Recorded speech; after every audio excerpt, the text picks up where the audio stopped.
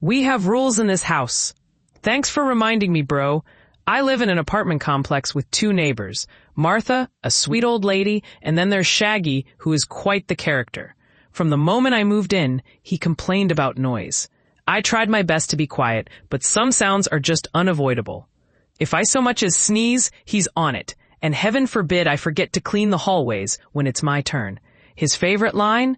We have rules in this house. Any small mistake I made, no matter how trivial, would be reported to the landlord or even the police. I found myself constantly at odds with him, and honestly, I couldn't stand him. One evening, I got the cops called on me for a noise complaint at 9:50 p.m. The house rules say to keep the noise down to a minimum starting at 10 p.m. I immediately knew Shaggy was behind it. Martha wouldn't complain unless I was shaking the entire building, and she's completely deaf without her hearing aids, which she takes out every night at 8 p.m. As the officers were checking my apartment, called because they thought there might be a serious issue due to some loud noises I made after burning myself on the stove. One of them asked if I smoked weed. He pointed out the window at the playground behind our complex. That's when it hit me. Cannabis may be legal here in Germany, but there are strict rules about where you can smoke, especially near playgrounds, schools, and childcare facilities. And Shaggy?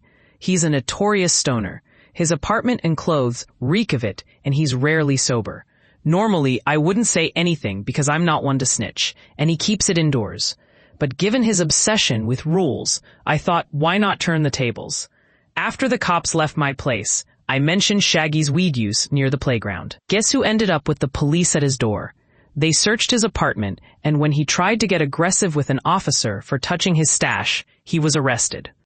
We have rules in this house, Shaggy. I knew about Martha's hearing aid habits because I often helped her with errands. She would chat away, and during our talks, I expressed my worries about being too noisy. She just laughed and reassured me. As long as you don't bring down the house, we're good.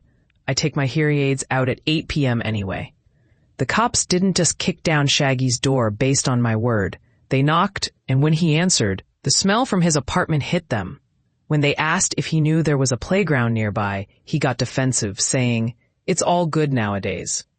They requested to see his stash, reminding him there are limits to how much he could have, even at home. When he refused, they had probable cause to enter. What they found was more than he was allowed, and soon enough, he was let out in cuffs, one officer sporting a black eye from the encounter. Sometimes the rules work both ways.